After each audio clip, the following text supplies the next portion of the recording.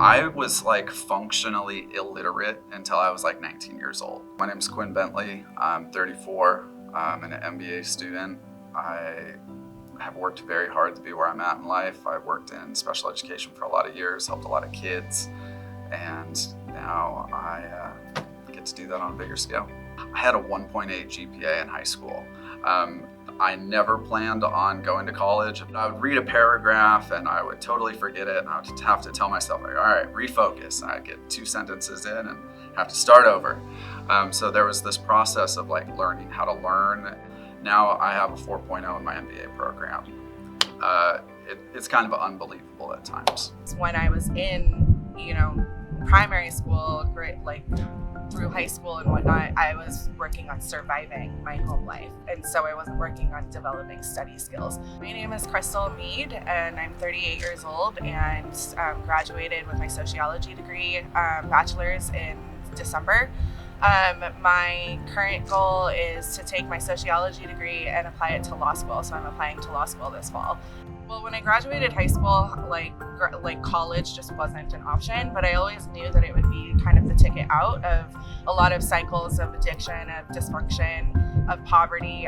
I graduated high school, and then it was 10 years later that I went back and I got my associate's degree. When I went to school the first time, I was undiagnosed with PTSD. So I have severe PTSD from my childhood, and the accommodations that BMAC has, offered has helped me just literally level the playing field. I am way more serious about it. I'm the one paying for this. I'm here very, on a sacrifice. I'm here very intentionally. It's difficult for me to be here sometimes, and so I take it very seriously. It's not just the next step in my story, and it's not just the path to follow. I'm here very intentionally. When you have kids, it changes everything. You start thinking about the life that you want to provide for your kids. A moment that hasn't even happened yet, but I've been looking forward to it this whole time. It's the graduation pictures with my kids.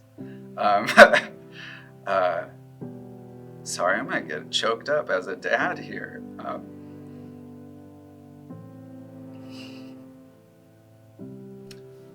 I'm a first-generation college student.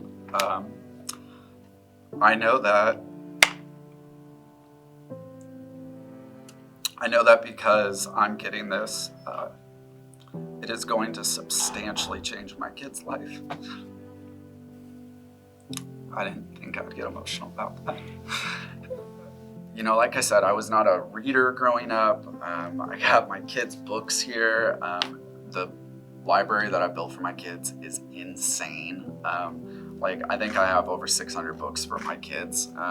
So reading is a big part of their life.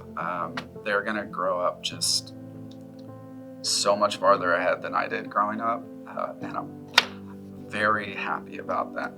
For other parents out there, just do it. Because I am coming back for a master's. The jobs that I'm applying to now pay more than double of what I was making before.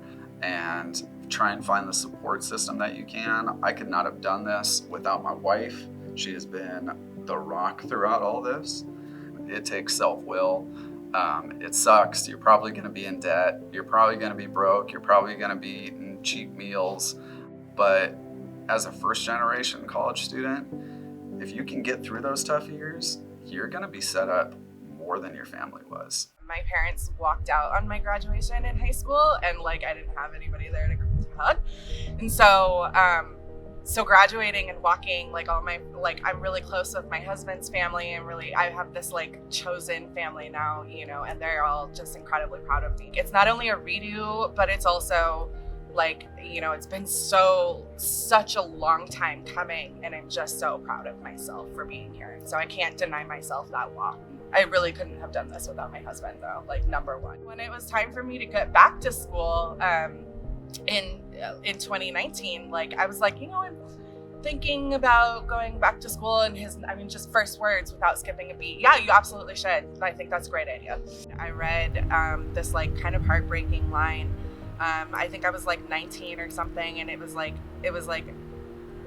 I hope that I have a horrible past and a wonderful future. And it's like, oh, if you could only see this, my life now is so much cooler, better, radder, funner than like younger me was capable of dreaming of.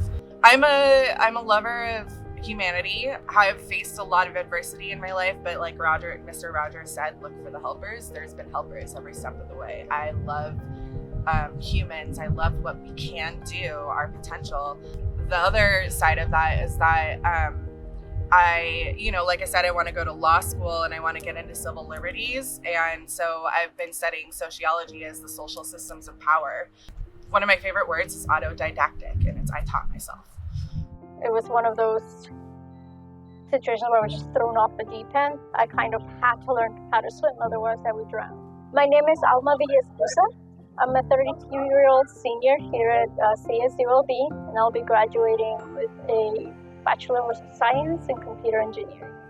This is my second degree. My first degree was a BA in Psychology from CSU Northridge.